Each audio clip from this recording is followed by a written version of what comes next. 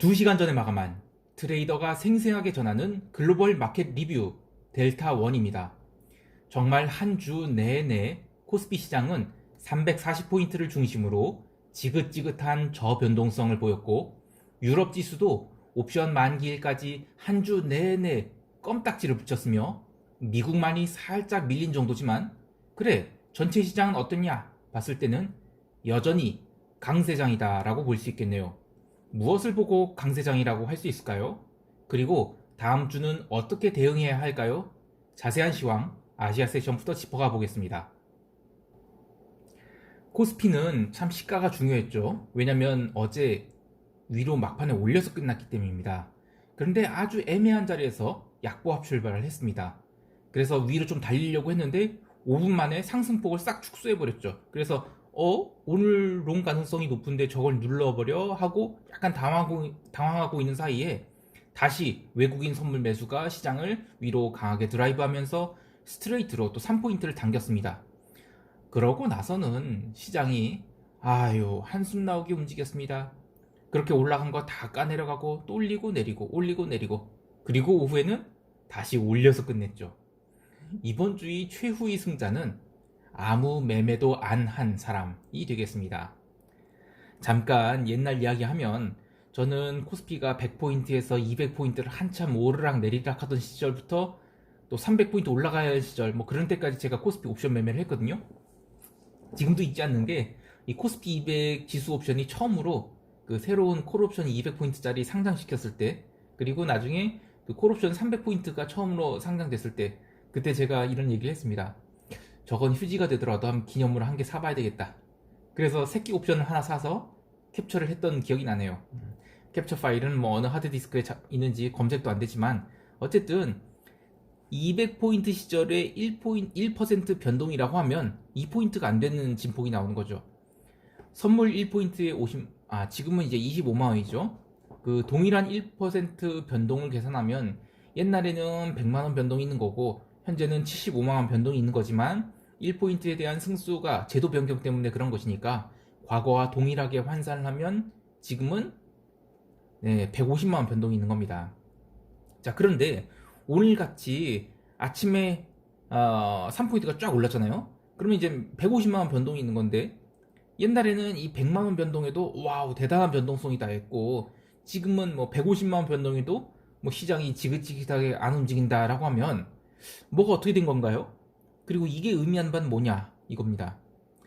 그만큼 이 통화량이 증가했다는 거고, 우리 시장이 시가총액이 증가했다는 거고, 또 시가총액 대비로는 변동성이 생각보다 낮다는 거고, 변동성이 낮아진 것과 관계없이 지수가 상승을 해서 옵션이 프리미엄 자체가 커졌기 때문에 명목 금액으로 수취할 수 있는 옵션 발행 이익이 커졌다는 겁니다. 머리 아파. 뭔 소리 하는 거냐고요? 좀 쉽게 얘기를 해볼게요. 자, 코스피 200 지수가 200포인트인데 그 20포인트 위쪽이 옵션 프리미엄이 한 2만원 정도라고 해봅시다. 그러면 20포인트 상승에 해당하는 콜옵션을 매도를 하면 2만원이 들어오지만, 지수가 340포인트까지 올라왔으니까 여기서 20포인트 위쪽이 옵션 프리미엄은 이젠 6만원이죠. 따라서 20포인트 위쪽이 콜옵션을 매도했을 때 받는 이익이 6만원까지 늘어난다는 겁니다.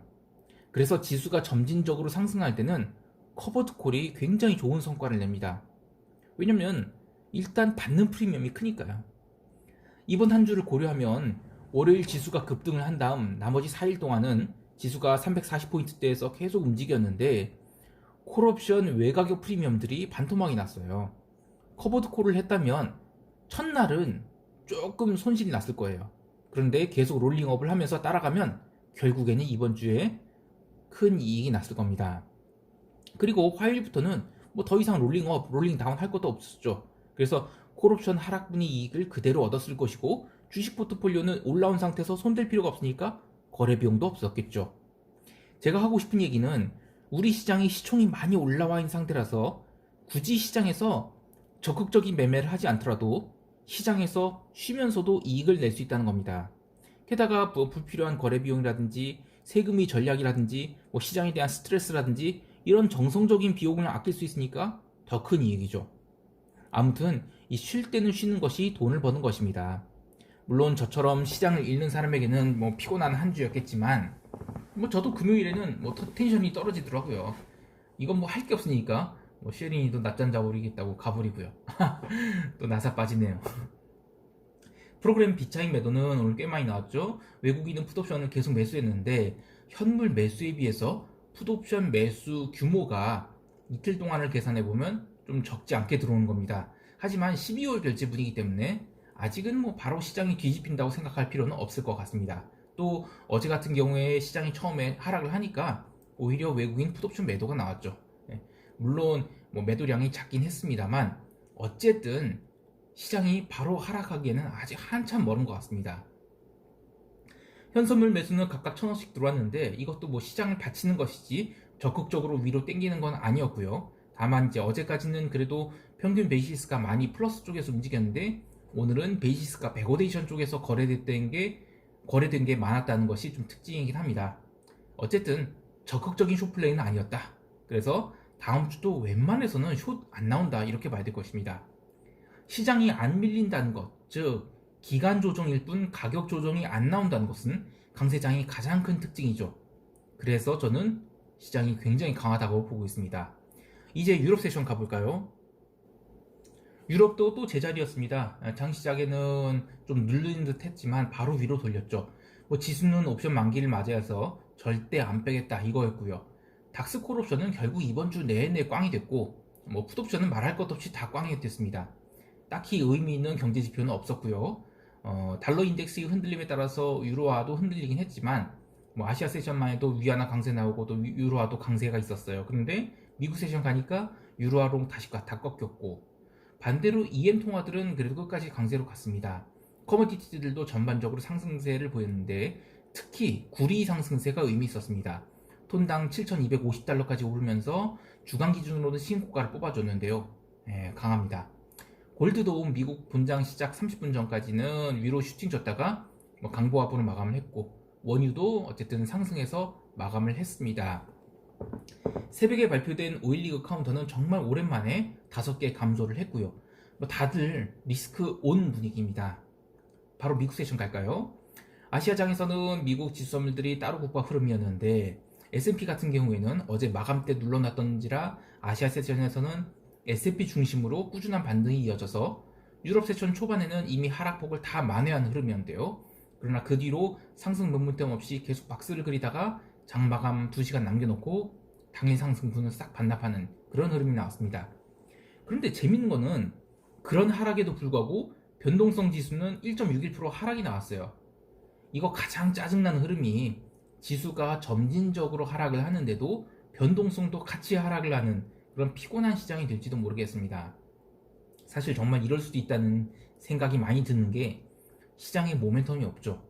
그 다음 주 금요일이 땡스기빙 데이고 그러면 뭐 블랙 프라이데이 기대감 뭐 이런 게 있어야 되는데 몇 년 전에 이미 중국이 광군제 매출이 블랙 프라이데이 매출을 압도적으로 추월한 상태라서 그런 기대감이 없는 것 같아요.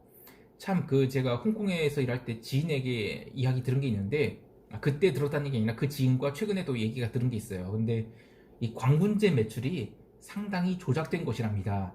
물론 그분이 텐센트 쪽 사람이라서 이 알리바바에 대해서 부정적인 이야기를 하는 것일 수 있지만 어쨌든 옛날 같았으면 뭐 블랙 프라이데이 기대감 어쩌저쩌 하면서 지수가 막 올라야 되는데 그런 거 없는 분위기네요. 그런데 나머지 시장들을 보면 또 리스크 오프라고 할 수가 없어요. 그냥 조용히 쉬어가는 정도입니다. 개별 종목들도 뭐 다 보면 그냥 쉬는 흐름이지 막 지수를 뭐 밀어내리고 이런 거 없어요. 그래서 다음 주도 뭐 폭등이나 폭락 없이 계속 기간 조정이 이어질 것으로 보입니다. 다만 한 주 내내 보면 이번 주에 그 아시아 세션에서는 그래도 주봉 뭐 플러스로 마감한 윗골이 있을 망정 플러스 마감한 쪽이 많고 유럽은 그것도 마찬가지로 윗골이 있을지언정 플러스 마감을 했는데 미국은 음봉 마감을 했죠. 요게 좀 조금 찝찝하긴 합니다. 그러나 다음 주도 여전히 뭐 급락 이런 거 나올 분위기는 아니라고 봅니다. 뉴스에서는 뭐 무누신과 파웰이 그 회사채 매입 프로그램 중단 갖고 뭐 다투었다. 그래서 뭐 지수가 밀렸다. 이렇게 보는데 그냥 저는 이번 주에 롱을 늘렸던 그 물량들이 이번 주 내에 미국이 상승을 못하고 졸서 밀렸죠. 그러면서 그냥 막판에 손절이 나왔다. 이런 정도로만 보입니다. 어쨌든 한 주간은 주봉 윗꼬리가 달린 음봉으로 마감을 했지만 여전히 다음 주 주봉에 뭐 급격하게 숏으로 나온다? 이건 아니라고 봅니다. 뭐 이 정도 조정은 얼마든지 나올 수 있는 조정이고요. 시장 총평하겠습니다. 이번 주 참 오랜만에 그 지루한 흐름이 나왔죠. 의미 있는 뉴스도 없었고요. 이런 흐름들이 연말까지 가면 점점 롱 포지션을 꺾으려고 하는 흐름들이 나올 겁니다. 즉 약한 어떤 투자 심리 약화에도 아유 이번에 많이 먹었다 청산하자 그런 식으로 롱 포지션을 꺾는 흐름들이 많이 나올 텐데요. 그럴 때는 단기적인 숏이 나올 수 있을 겁니다. 그런데 그런 경우에도 대기 매수세도 많죠. 특히 기관이 대기 매수세가 있다는 게 저는 하락장으로 전환되기 힘들다는 아주 결정적인 이유라고 보고요. 그래서 단기적인 숏이 나왔을 때는 뭐 쫓아가는 건 아니라고 봅니다. 그리고 그런 게 아니라고 할 경우에도 뭐 벌써부터 숏 포지션을 잡고 뭉개면서 아 시장아 내려가라 이렇게 할 필요도 없는 거죠. 마찬가지로 이 롱 포지션도 뭐 바로 따라가는 게 아니라 많이 좀 눌렸을 때 반발성 매수가 나올 것을 기대하고 롱을 짧게 잡는 것 이런 것만이 좋겠습니다. 자 그러면 야 시장이 위로도 갈 수 있고 아래로도 갈 수 있다는 거 아니냐 이런 얘기인데요. 한 방향만 노리고 대응을 하십시오. 즉 좀 과하게 밀렸다?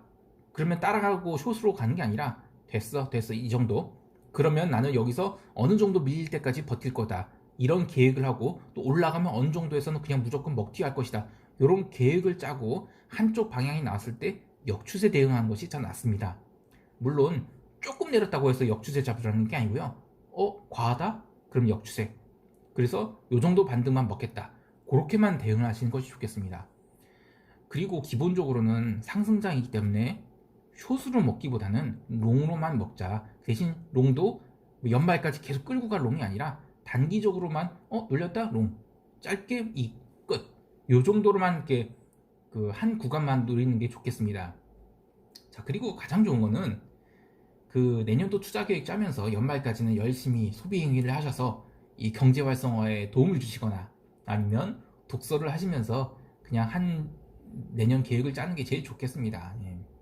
주말에 하나 영상이 올라갈 건데요. 재미있게 감상해 주시면 좋겠습니다. 영상을 구독해 주시고 시청해 주신 분들에게 감사를 드리고요. 또 자주 댓글 달아주신 분들께 특별히 감사를 드립니다. 한 주 정말 고생 많으셨습니다. 쉐린 인사하자. 한 주 정말 고생 많으셨어요. 그런데 아무리 시장이 재미없어도 말이죠. 나를 빼놓고 영상을 찍으면 나사가 빠진 거 아닙니까? 미안하다. 수고하셨어요.